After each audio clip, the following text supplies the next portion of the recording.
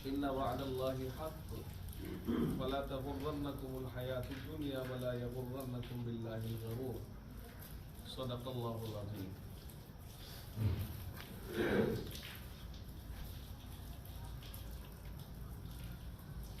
عزیزان ملت،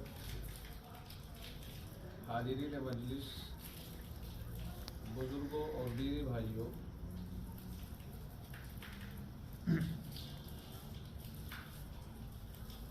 بہت مختصر سے وقت کے لیے آپ حضرات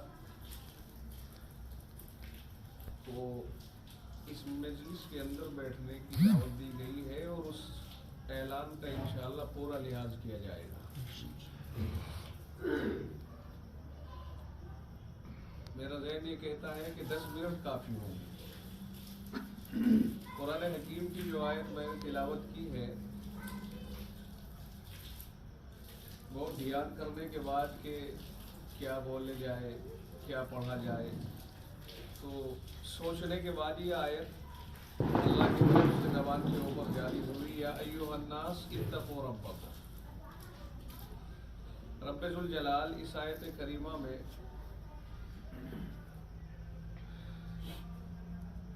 اپنی عظمت، بڑائی، اپنی شان ربوبیت کو ظاہر کرتے ہوئے اپنا خوف اور اپنا دبدبا ظاہر کر رہا ہے اور یہ فرما رہا ہے یا ایھا الناس اتقوا ربکم، اے لوگوں تم اپنے رب سے ڈرو.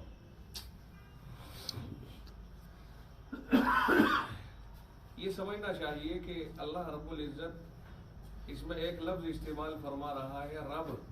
اتقوا ربکم، اے لوگوں تم اپنے رب سے ڈرو. اور یہاں یا ایھا الذین آمنوا نہیں، ایمان والے مخاطب نہیں، بلکہ پوری دنیا میں بسنے والے انسان اس آیت کریمہ میں مخاطب بنائے جا رہے ہیں. یا ایھا الناس فرما دیا تو یا ایھا الذین آمنوا اس کے اندر خود بخود داخل ہو گیا، چونکہ ایمان والے لوگ اور عام لوگ سب لوگ ہی ہیں. یا ایھا الناس، اے لوگوں. تو اے لوگوں کہنے کا مطلب یہ ہے کہ ایمان والے اور جو ایمان نہیں لا رہے ہیں وہ سب ہی اس میں شامل ہے. فرمایا اتقوا ربکم، تو اپنے رب سے ڈرو.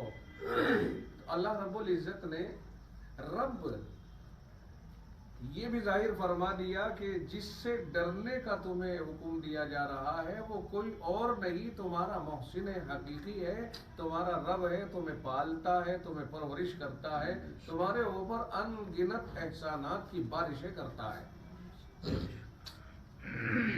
اور ان احسانات کے کرنے کے ساتھ ساتھ یہ نہیں ہے کہ وہ تم سے کوئی کچھ معاوضہ لیتا ہے، بلکہ وہ سارا کا سارا تمہارے ہی اوپر نثار کرتا ہے. پوری کائنات تمہارے فائدے کے لیے بنائی اور تمہارے اوپر اللہ تعالیٰ نے ان ساری چیزوں کو، اپنی بنائی ہوئی ساری مخلوقات کو قربان کر دیا.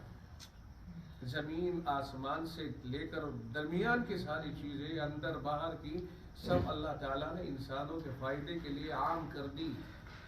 ہوا، دھوپ، روشنی، یہ ساری چیزیں جتنی عام ہیں سب کے لیے عام ہے. اس میں کسی کا اجارہ نہیں کہ صاحب ہوا کوئی روک دے یا دھوپ کو آنے سے کوئی روک دے، روشنی آنے سے کوئی روک دے. اللہ کا نظام ہے، اپنے قدرت کے اپنے ہاتھ میں رکھا، اپنے قبضے میں رکھا، جس کے اوپر امیر اور غریب برابر کے حقدار ہیں. جو چیزیں انسانوں کے قبضے میں چلی گئی اس پر تو انسان نے اپنا ڈیرا جما لیا اور اپنی مرضی سے ان کو دیتا ہے. مرضی ہے ہم کوٹا کسی کو دیں اور کسی کا کارڈ کاٹ دیں. اگر خدا روزی کے اوپر انسانوں کی ذمہ داری ڈال دیتا کہ اس ملک کا ذمہ دار فلاں اور اس ملک کا ذمہ دار اور شہر کا ذمہ دار فلاں، تو نہ جانے کتنے لوگ بھوک سے ہی تڑپتے رہتے اور مر جاتے، ان تک تو روزی پہنچنے کا کوئی سوال ہی پیدا نہیں ہوتا تھا. جو عام چیزیں اللہ رب العزت نے بنائی انہیں اپنے ہی قبضے میں رکھا ہے. اس لیے اللہ رب العزت نے فرمایا اے لوگو اپنے رب سے ڈرو. وہ تمہیں پیدا بھی کر رہا ہے، وہ تمہیں سنبھال بھی رہا ہے، تھام بھی رہا ہے. وہ الحی القیوم، وہ قیوم ہے، ساری کائنات کو تھامنے والا ہے. کہاں کہاں لوگ بسے ہوئے ہیں، کہاں کہاں مخلوق بسی ہوئی ہے، اس سارے مخلوق کا پتہ بھی خدا ہی کو ہے۔ لوگ کہتے ہیں 18,000 مخلوق کیسے تحدید کر دی جا سکتی ہے 18,000 میں؟ کون جانتا ہے خدا کی مخلوقات کتنی ہے؟ اس لیے 18,000 کا عدد مقرر طور پر صراحت کے ساتھ کہنا یہ خواہ مخواہ کی بات ہے۔ 18,000 کا تو کوئی مطلب ہی نہیں بنتا ہے۔ کائنات میں انگنت مخلوق ہے، لا تعد ولا تحصى، جنہیں نہ گنا جا سکتا ہے، نہ شمار کیا جا سکتا ہے، نہ ان کا احاطہ کیا جا سکتا ہے۔ اللہ ہی جانتا ہے کہاں کہاں اس نے عالم بنائے ہیں اور کیا کیا اس نے مخلوقات ان عالمین کے اندر بنائی ہے، اللہ ہی جانتا ہے۔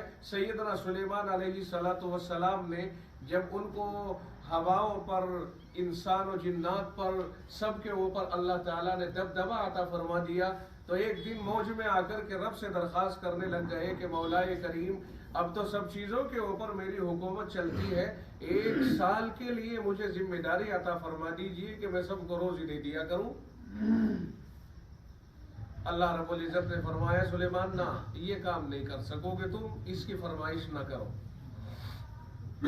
کتابوں میں لکھا ہے فرمائش کر رہے ہیں اللہ 1 مہینے کی تو اجازت دے دیجئے، فرمایا نہیں۔ کہا 1 ہفتے کی، فرمایا نہ بھائی 1 ہفتہ بھی نہیں چلا پاؤ گے۔ کہا تو اچھا 1 دن کی تو دے دو، فرمایا جی نہ، دن بہت بڑا ہوتا ہے۔ کہا تو پھر 1 ٹائم کی تو دے دیجئے، ارمان نکل جائیں گے دل کے، میں بھی تو سوچ لوں گا کہ کچھ کیا میں نے۔ فرمایا ٹھیک ہے تو پھر تیاری کرو۔ تاریخ مقرر ہو گئی کہ تمہاری طرف سے ساری کائنات کے اندر جیو جنتر جتنے بھی جاندار ہیں سب کی دعوت ہے، تاریخ مقرر کر دی گئی، کہہ دیا گیا تیاری کرو۔ جنات قبضے میں تھے، دنیا میں دوڑا دیے گئے، کہا ساری کائنات کا جائزہ لے کر کے دنیا کا مجھے بتاؤ کہ کہاں کہاں زندہ مخلوق ہے، کہاں کہاں جاندار مخلوق ہے، کتنی ہے اور ان کی خوراک کتنی ہو سکتی ہے اور کتنا لگے گا۔ جنات بھی ایک حد تک رسائی ہے ان کی بھی، یہ تو نہیں کہ پوری دنیا کو وہ چھان ڈالے، یہ نہیں ہے، یہ نہیں ہو سکتا۔ اللہ نے پوری دنیا میں نظام کو اپنے قبضے میں رکھا ہے۔ فرمایا چلو، وہ سروے کر کے آ گئے، جتنے سروے ہوئے اسی کے اعتبار سے روزی تیار ہونی شروع ہو گئی۔ بڑی بڑی دیگ، بڑی بڑی کڑھائی تیار ہوئی، جس طرح بڑے بڑے تالاب ہوتے ہیں اس طرح سے بڑی بڑی کڑھائیں تیار ہوئے، دیگیں تیار ہوئی اور ان میں کھانا بننے لگ گیا۔ اور کھانا بن رہا ہے، دسترخوان بچھاتے جا رہے ہیں، مہینوں ادھر چلے جائیں، مہینوں ادھر چلے جائیں، دسترخوان اتنا بڑا لگا دیا گیا، کھانا تیار ہو کے ڈل رہا ہے اور ہواؤں کو پابند کر دیا گیا، خبردار اس کے اوپر کوئی فرق نہ آ جائے، جیسا نکلا ہے دیگ میں سے ویسا ہی رہنا چاہیے، کوئی دھول نہ بیٹھ سکے، کوئی مکھی نہ بیٹھ سکے، ہر چیز پابند ہو گئی۔ وقت مقررہ پر اللہ رب العزت کی طرف سے وحی آئی، سلیمان چالو کرو۔ کس مخلوق سے چالو کروں مولا کریم؟ فرمایا دریا پہ دعوت بھیج دو، دریائی مخلوق سے شروع کرو، مچھلی سے شروع کرو۔ دریا پہ بلاوا پہنچا، وہ کہاں تھی وہ مخلوق؟ وہ ایک ہی فرد تو آیا تھا، سارا کنوا قبیلہ تو نہیں آیا تھا، ایک مچھلی، صرف ایک مچھلی کو اللہ رب العزت نے فرمایا آج تیری دعوت میرے یہاں نہیں میاں، تیری دعوت وہاں ہے سلیمان کے یہاں، چل دعوت وہاں کھا کے آ۔ آج ڈھونڈتی پھر رہی ہے، روزی مل ہی نہیں رہی ہے، کیا ہوا؟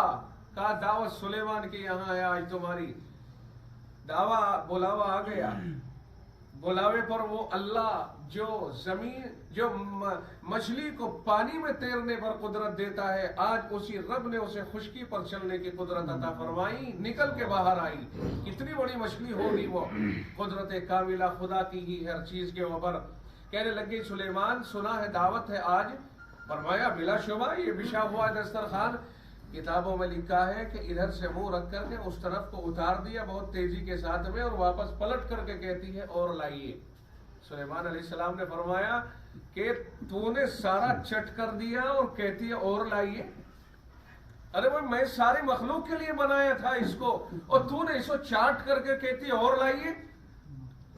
کہنے لگ گئی کہ میزبان کہیں مہمان سے اس طرح سے سوال کرتا ہوگا اور میزبان کا یہ جواب ہوتا ہوگا مہمان کو آپ نے دعوت کی ہے. اور دیکھیے سلیمان، آج مجھے آپ نے بھوکا رکھا ہے، میرا پروردگار مجھے 3 لقمے اتنے بڑے بڑے دیتا تھا، میرا رب مجھے 3 لقمے دیتا تھا. وہ رب ہے نا، اسے پتا ہے کہ تیری مخلوق کہاں کہاں ہے، وہ رب ہے. اسی لیے فرمایا یا ایھا الناس اتقوا ربکم، اے لوگو اپنے رب سے ڈرو. اور یہ دیکھو کہ وہ تمہیں پرورش کر رہا ہے، اگر اس نے اپنی پرورش کو روک دیا تو تمہارا حشر کیا ہوگا. لہذا اس سے ڈرو جس کے ہاتھ میں تمہاری پرورش ہے، جس کے ہاتھ میں تمہارے قدم کا بڑھنا ہے، جس کے ہاتھ میں تمہارے آنکھوں کی روشنیاں ہیں، تمہارے گھٹنوں کی طاقت اور تمہارے گٹوں کی طاقت ہے. رب کہتا ہے نانو خلقناہم وشددنا اسرہم، ہم نے ہی ان سب کو پیدا کیا ہے اور ہم نے ہی ان کے جوڑوں کو مضبوط کیا ہے. یہ جوڑ تو بڑے نرم ہیں، لیکن جب رب ان جوڑوں میں قوت پیدا کر سکتا ہے، فرمایا وَإِذَا شِئْنَا بَدَّلْنَا أَمْثَالَهُمْ تَبْدِيلًا، ہم جب چاہیں گے ان جیسے دوسرے بدل کے لے آئیں گے. یہ سمجھ رہے ہیں کہ ہمارا اجارہ ہے، اس لیے اپنے رب سے ڈرو، وہ بدلنے پر بھی قادر ہے.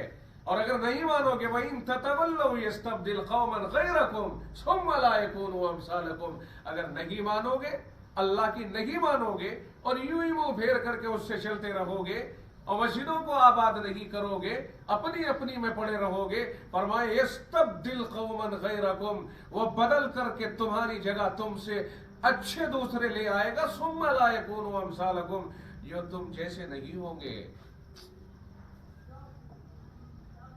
وہ تم جیسے نہیں ہوں گے، وہ ایسے ہوں گے کہ ہر وقت میں اللہ کی منشا کے مطابق چلیں گے، اللہ کی عبادت میں رہیں گے، اللہ کی مرضی کے خلاف نہیں چلیں گے.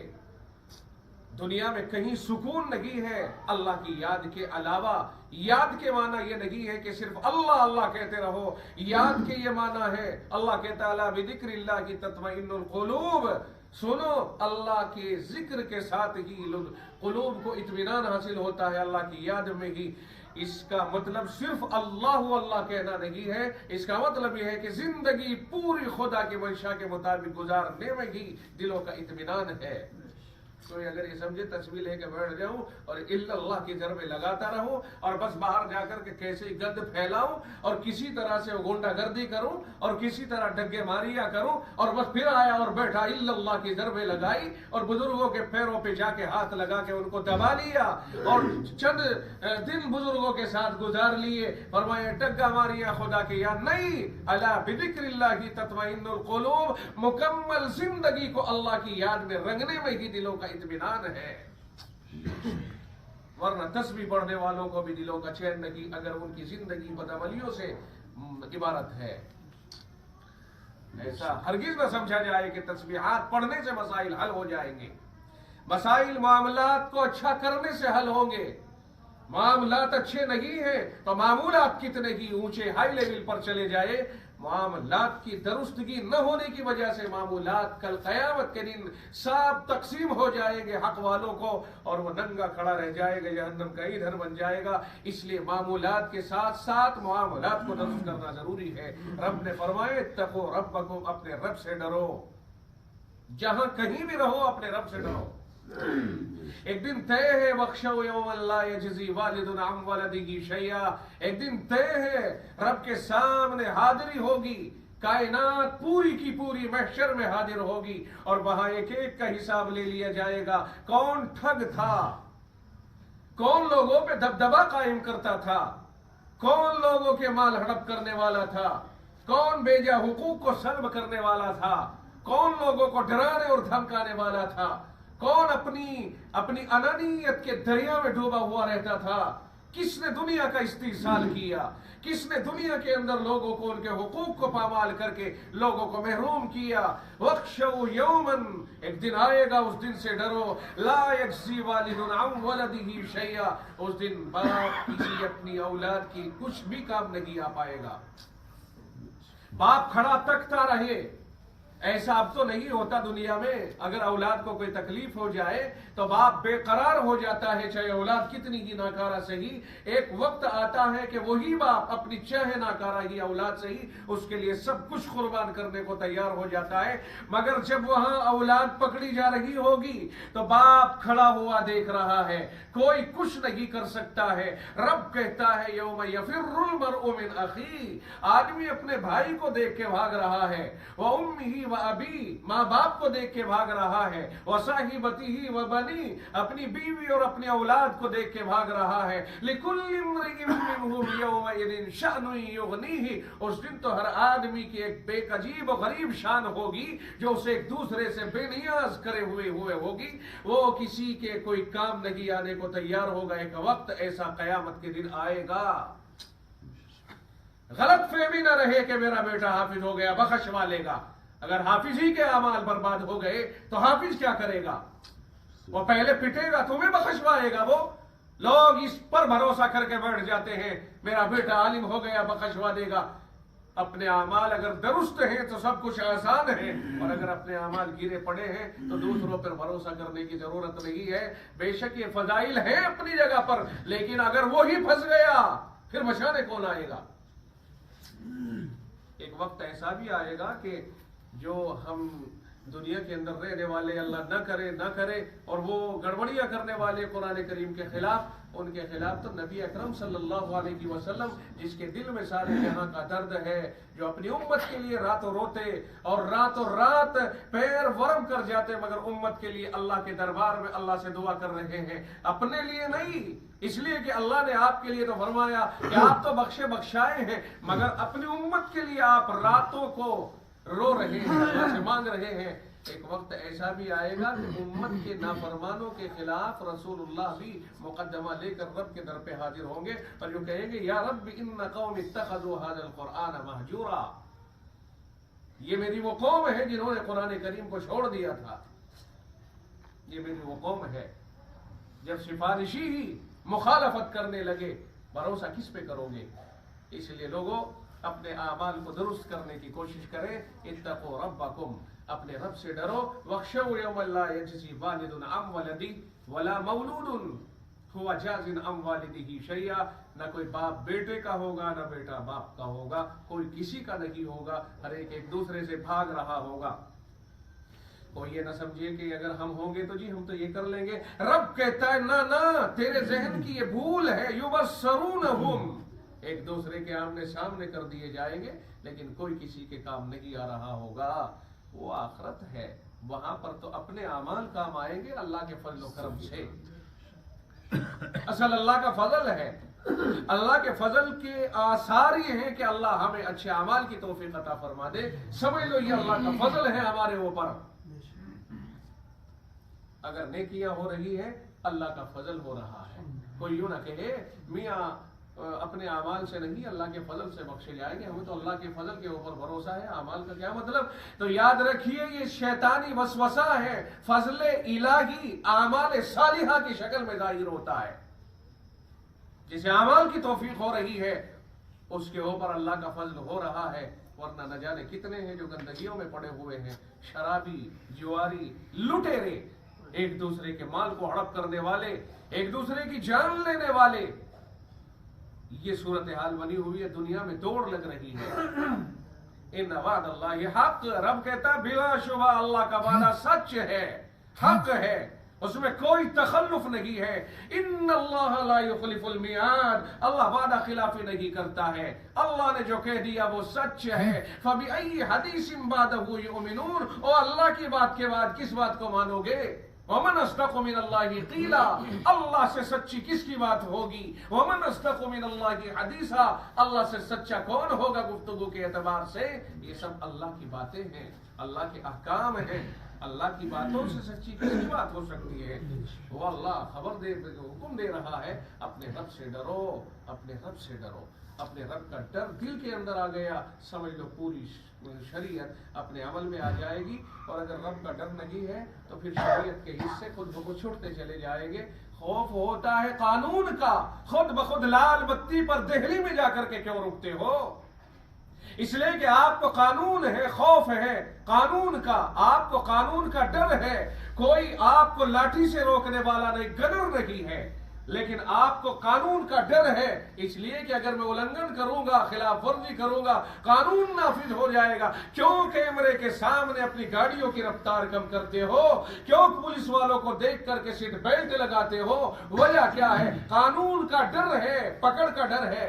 جسے قانون کا ڈر ہوتا ہے، پکڑ کا ڈر ہوتا ہے، وہ خود بخود اپنے آپ ہی اعمال پر آ جاتا ہے، اور جب ڈر ہی نکل گیا تو اعمال اپنے آپ نکل جائیں گے۔ جتنا ڈرو گے رب سے اتنا ہی عمل پہ آؤ گے، اور جتنا دل اللہ کے ڈر سے خالی ہوتا چلا جائے گا اتنا ہی انسان اعمال سے کوڑا ہوتا چلا جائے گا۔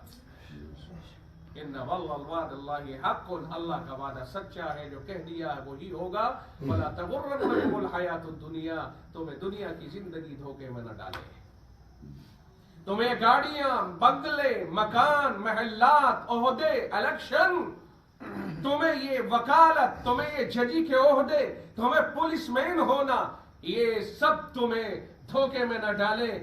فلا تغرنکم الحیات الدنیا ولا یغرنکم باللہ الغرور، اور نہ ہی تم کو شیطان غرور، نہ ہی تم کو اللہ کے بارے میں دھوکے میں ڈالنے والا دھوکے میں ڈالے، شیطانی وسوسوں میں، نہ دنیا کی زندگی سے دھوکہ کھانا، اور نہ وہ دشمن جس کے بارے میں اللہ نے فرمایا ہے ان الشیطان للانسان عدو مبین، شیطان انسان کا کھلم کھلا دشمن ہے۔ وہ کہہ کے آیا تھا رب کو ثم لآتینہم من بین ایدیہم ومن خلفہم وعن ایمانہم وعن شمائلہم، میں سب طرف سے بہکاؤں گا انسان کو، ہر طرف سے بہکاؤں گا۔ ولا تجد اکثرہم شاکرین، اکثر انسانوں میں سے آپ اپنا شکر گزار نہیں پاؤ گے، میری اطاعت کرنے والے ہوں گے۔ اللہ نے فرمایا سن لے، تجھے بھی اور تیری تابعداری کرنے والوں کو بھی جہنم میں ٹھوک دوں گا۔ فرمائے اتقوا ربکم، تم اپنے رب سے ڈرو۔ اللہ ہمیں اپنا ڈر نصیب فرمائے، اللہ عمل صالح کی توفیق مرحمت فرمائے۔ وآخر دعوانا الحمد